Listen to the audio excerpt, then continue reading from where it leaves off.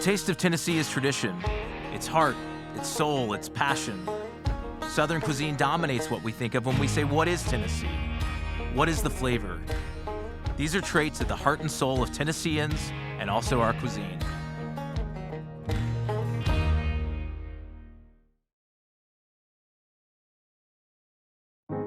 There's really nothing like it, the perfect Nashville hot chicken.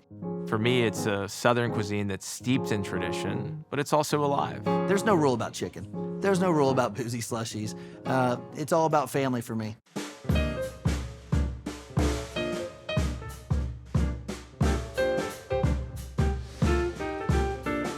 So you've got the half bird that we're cooking at 280, about 16 to 18 minutes. Yep.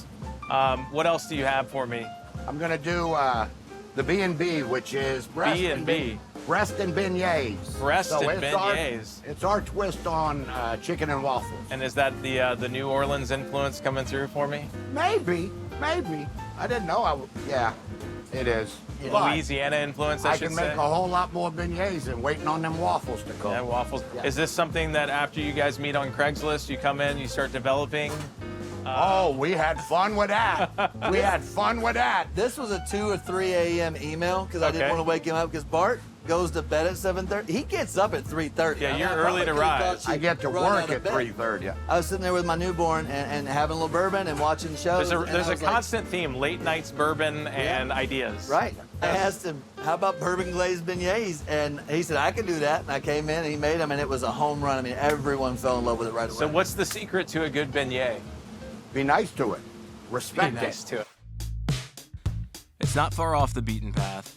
In fact, it's only a few miles from the bright lights of Nashville. But in the suburb of Donelson, Tennessee, the phrase Nashville hot chicken takes on a whole new meaning. Yeah, I tell people, they're like, how'd you find this guy? I posted a Craigslist ad that said, must love chicken. And I wrote a love letter to chicken.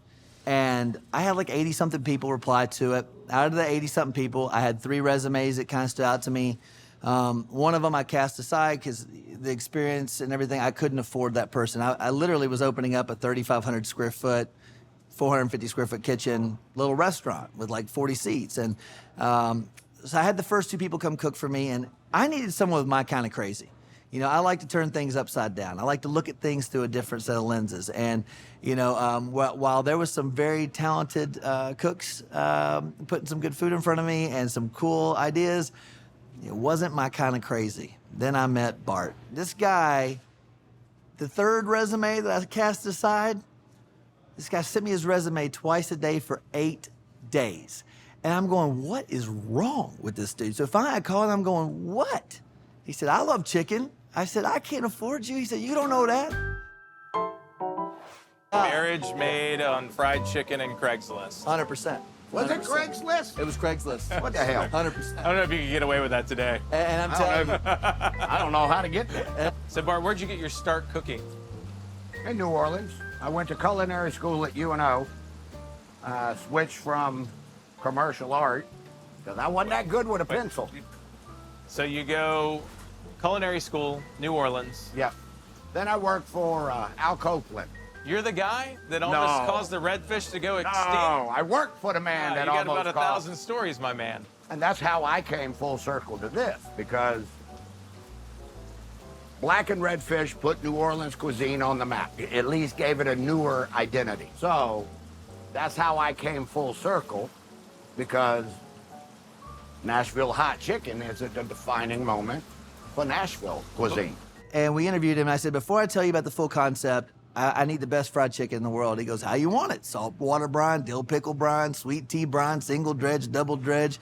I've never in my life, I turned to my business partner, I was like, if he cooks half as good as he's just talking, I'm in. So at the end of him rattling off how I would like the chicken, I just replied, yes. Okay, I got the half birds. So Okay. I've already floured it once, let it rest. It came out of the buttermilk brine. This is a seasoned flour, too. Yes. Got all It's got sorts of black secrets. All pepper, proprietary. rosemary, rub sage, celery seed, all those kind of guys. And then I get the pretty coat, I drop it. It's beautiful.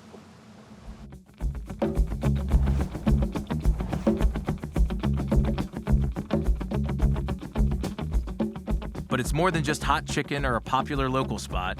To Austin Smith, it's about family and work ethic.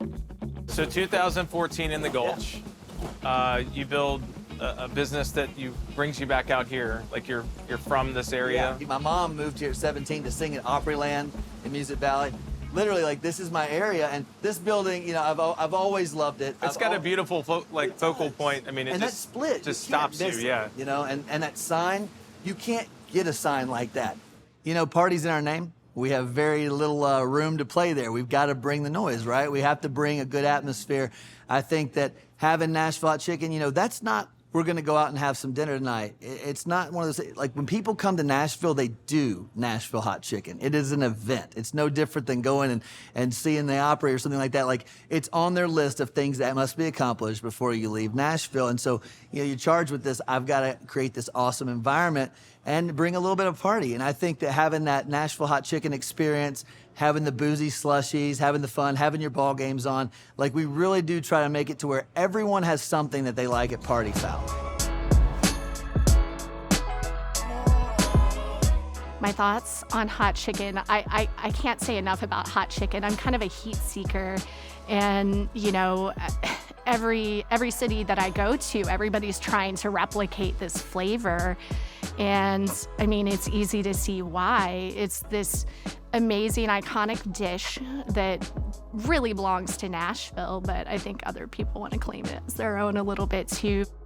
What's the stages of heat that I can get here? Yeah, so Southern fried, I mean, Yep. we're gonna have a little bit of Louisiana hot sauce in that. Then we're gonna go to mild, which is just your traditional cayenne. Cayenne. Okay. Medium's gonna step up to a habanero blend added to that cayenne. Excellent. And then Nashville hot, we're gonna switch to a habanero pure, Okay. which Tiffany always likes to say, our VP, she says, you can't buy that one on the shelf at Publix. So No, you that's can't. when it goes next level. That bit of a heat Who's component. responsible for those flavors? Like, is that something you created at the very beginning? Yeah, he picked on me until I gave it to him. Yeah.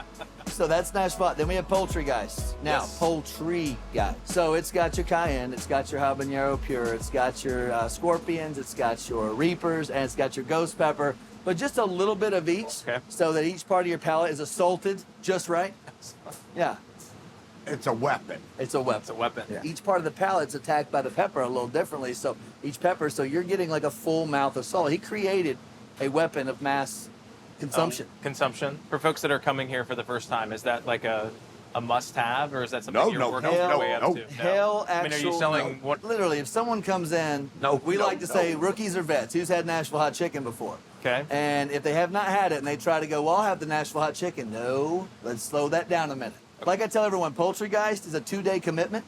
You cannot pray it away. It's going to be there for a minute. It's going to be there. Is there anything that helps, like bread, Yes. milk? Pickles? Nothing helps. That's not Nothing. true. No, I put a donut on my tongue. Nothing helps. You should have seen us. And Chef and I are just taking shots of milk out of shot glass. Then we just start chugging out of the jug. Milk. Does that And help? even like Nothing a- helps.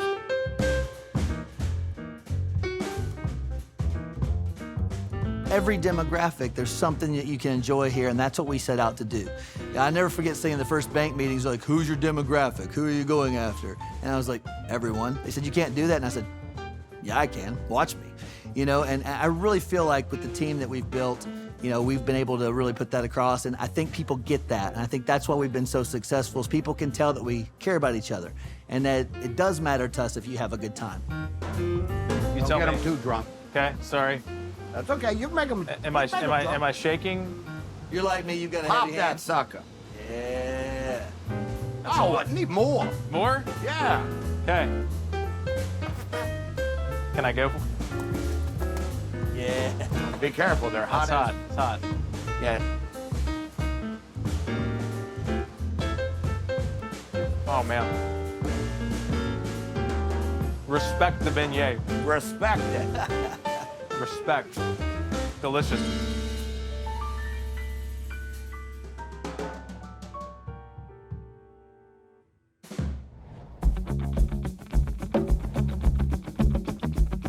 Cooking's not just about ingredients. From sitting down and breaking bread with others, it's creativity. Ultimately, cooking is what binds all of us together. Right? You guys are always having fun in the kitchen, Yep. something nostalgic here. So, And it's chicken sloppy joe. chicken sloppy joes. All right, so we got a little bit of oil in here, nice and smoky. Are we gonna add that ground chicken? So what are we working with? We're working with a hot pan, I know that. That's a good thing. Awesome. We want that caramel. Why don't I give you one of these to help you out a little bit? Okay. So ground chicken, could I use something else? I mean, traditionally we're using beef, right? Yeah. Traditionally, it's beef. You can use ground chicken, ground turkey. You can use ground pork. Okay. And you mentioned this is a featured dish. So is this something that I cannot get every single time I come visit you? You cannot. This is just every once in a while. And we do that occasionally. We'll come up with some crazy items, but because of how big our menu already is, we're being real selective about when we put things on and change it up on everybody. But this is one that we feature here. Okay. So we've got ground chicken. Is this a concoction that you came up with, Bart, or what? Yeah, How I did was this come just to be? playing with, I mean, I like to play with traditional classics and give it a new twist. So the Sloppy Joe that I grew up having always made a big hit in my household Okay. as a youngster. As a youngster. Can I give you a little salt and pepper here? Yes, you can. Give me about 5 good pinches. 5 good pinches of salt and pepper. You cook with love. We season it just with our eyes first. Perfect. So is this something you let him do all the time? Is he getting creative? Is he coming to you with ideas? How's that work? Bart A little bit of comes up both. all the time. But see, what happens is I get crazy ideas, and sometimes he has to smack my hand because I'm getting too crazy and things that we could never execute at a high volume pace. But this is one of the things that he came up with. That at first I went, Sloppy Joe, like, is that really elevated? Right. Like, how are we gonna elevate a Sloppy Joe? And then I ate it and I shut up immediately because it was fantastic. I got addicted to these things. I'm telling you. Throw in the onions. You can throw in the Okay. bell peppers. So we've got Probably some really fine diced onions here. We'll go ahead and get those in. A little bit more. All right, a little more. Yep. Okay. And some bell pepper. Yep. Now, this is traditional in a Sloppy Joe, right? How do you make your traditional beef Sloppy Joe? The same. The same? The bell peppers, but you would put in all the vegetables. Onions and bell peppers seem to make that sandwich. Yep. What's coming up next? We're gonna add the ketchup. All right, Austin, will you get the ketchup for us? Ketchup, very traditional. It's gonna add some acidity, even more sweetness. It's also gonna give us that kind of traditional color that we're gonna get from the red Right. hue. Am I going strong here or what? Go about 2 cups. 2 cups, man. 2 big squeezes. Give me a workout here, right? One more for, One more for flavor. that's it. That's good. Perfect. Okay. And now we're gonna put a little mustard, Okay, mustard. which I More have acidity here. I'll get you a little support And here. I'd put a tablespoon. That gives you the sharp or the bite. Okay, perfect. Now, we don't just stop here. Something tells me that if this is a Nashville hot, Right. Well, and Yeah, a I lot gotta- of them have hidden spices they don't tell you about, probably a little cumin, a little chili powder. Well, our Bloody Mary mix, the Nashville Hot Bloody Mary mix, has a whole bunch of stuff. okay, tell me It's got- about it. What's it got? It's got the molasses. The What'd you call backstrap it? molasses. Backstrap. The Then it's got- Worcester. yeah, what's this here bourbon sauce? barrel aged Worcester. What's this here sauce? just call it W What's sauce, this here right? sauce is what Bart calls it, and I go with that every single time. Yep. It's got Creole mustard. I mean, literally, this Bloody Mary is ready to drink. You need to do nothing to it. So you're going to get a lot of fun And flavors out of this It's guy. got your body and your base, and it was just me being playful. Yeah, I mean, this obviously is super unique that you're using your own mix. And this thing is fun. I mean, you can spice it up. You can use a different protein, but this is the way we like to showcase it. Yeah, this is uniquely you. Look at that All nice right. toasted bun here. Look at you, man. There we go. I love this because this is basically like a 10-minute meal by the time it's yeah. all ready to rock and roll.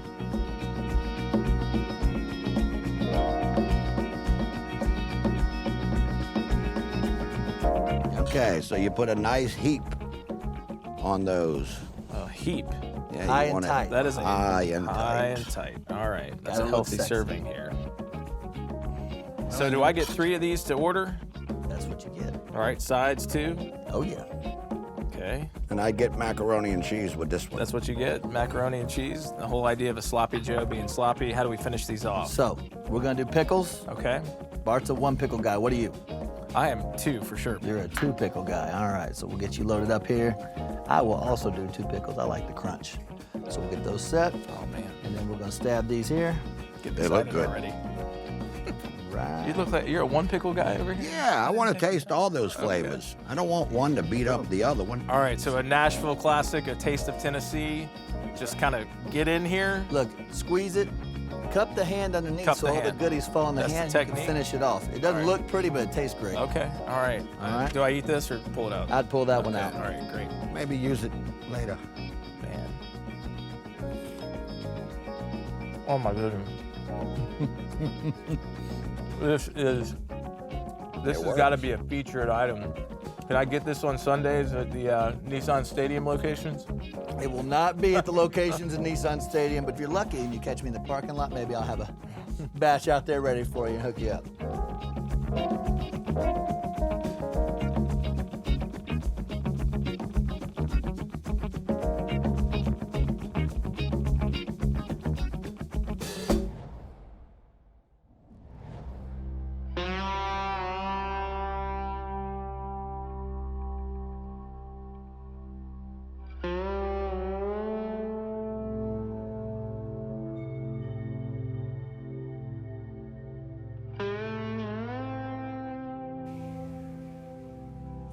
So I'm a crier. I got the commercials where the little girl grows up and the dad's like eventually giving her the keys to the car and she's driving off after he found a crayon from when she was a kid. Look, I'd just bawl. No, that wall down there, it's our family. And so my dad was like one of my best friends in the world. And the last live show he ever played was the grand opening of my downtown Party Fowl, my first location. And that was in October. We opened in September of 2014. October, we had our grand opening. We shut down the Vision and put a 32-foot stage out there. We brought John Anderson back, Seminole Wind, just to swing. And my dad played on that original album and was back on tour with him. And John hadn't played Nashville in 10 years. So I was like, Dad, what if we got John to be my headliner? So my dad got to play with John at my grand opening. He died 6 weeks later unexpectedly. And on that wall, there's pictures of that night where you could see him over my shoulder playing the piano and a picture of us hugging that night. My dad at least got to see this thing start. And I'm forever grateful for that.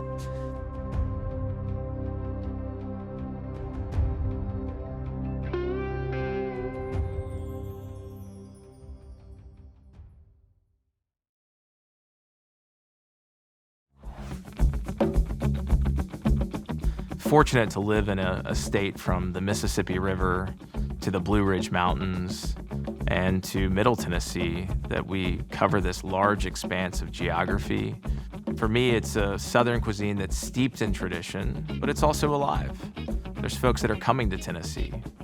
There's people that are coming from other states here in the United States, and there's people that are traveling from all over the world.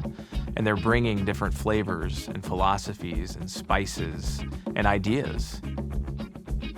But Nashville comparatively is exploding, and I just did not expect the community to be so welcoming and so warm.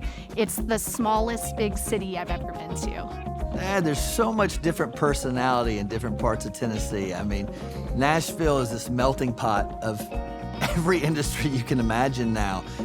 You know, people from all over live here, not just the country, the world, and it's a melting pot. We used to be thought of as this small thing. It used to be Country Music USA.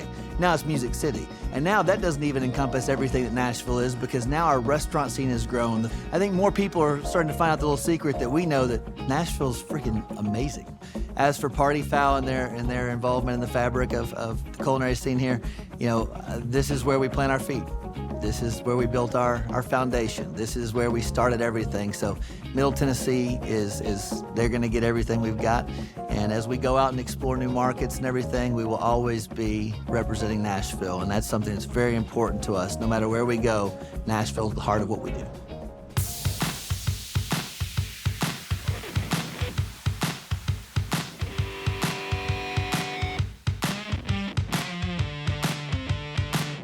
And so, again, going back to the guiding light of really wanting to represent and embrace all things Nashville, we decided we really wanted to embark upon what I call our Nashville Flavor Program. And what that is like working with local vendors and restaurants, bringing them into the stadium with authentic Nashville products, and putting them in front of our fans. And so so we worked with Martin's Barbecue, Slim and Husky's Pizzeria, as well as Party Fowl. So pizza, hot chicken, and barbecue, all things that are important to Nashvillians, all homegrown businesses started by makers and entrepreneurs from Nashville that have a passion for Nashville and Tennessee Titans. And we brought them into the building, and the response has been amazing.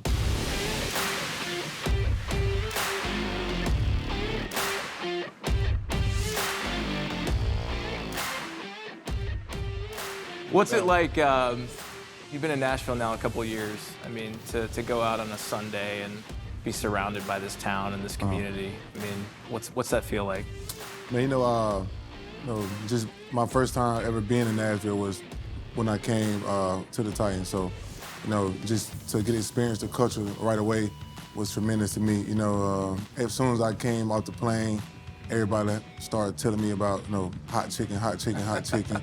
Man, I know there's like this idea of a vibe of the city and the culture, but how much does that play into just the performance on a game day? Just knowing that you guys are driving the fabric of Nashville and the state of Tennessee. I mean, it's just got to be a really incredible feeling to hold that out on the field. Man, definitely.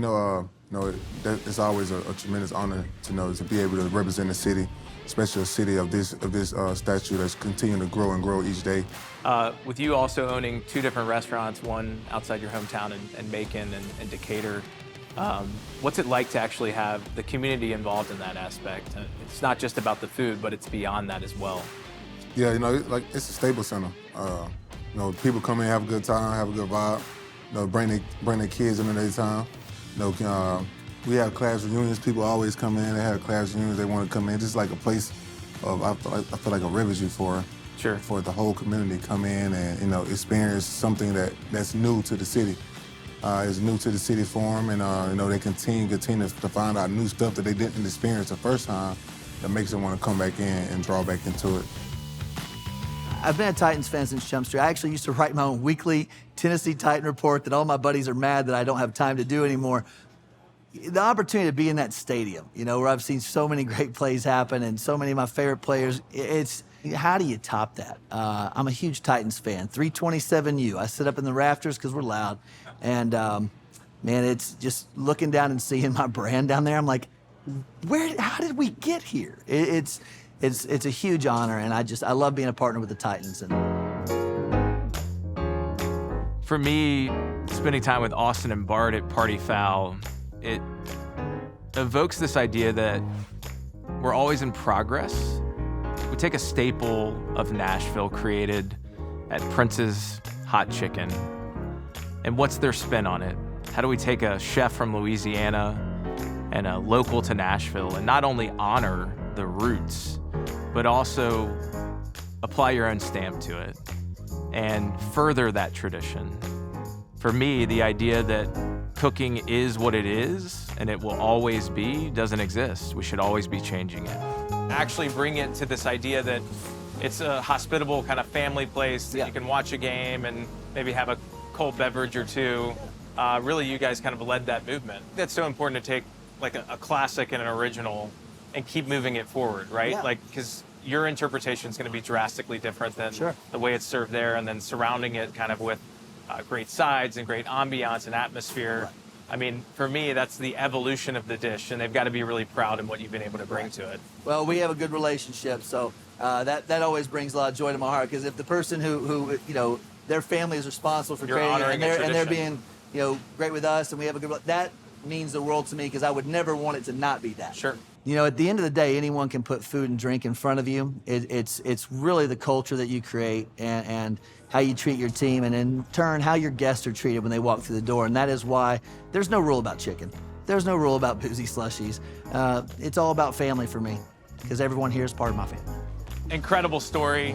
I didn't get any of the actual secret recipes here, but I did learn a little bit about Bart's art. I think we take this upstairs so we can dig in. Love it. Yeah, it's hard to put into words. The the food that Bart has created, these recipes and the ideas that he's brought to life, the drinks that we put together, and everything down to what type of furniture and how we I mean, the entire thing, and then watching people have a good time, watching someone smile. To have people enjoy something that you love, that you're passionate about, and they love it and they're passionate about it. I mean, goodness, I mean, how do you even put that into words? It's just best feeling in the world.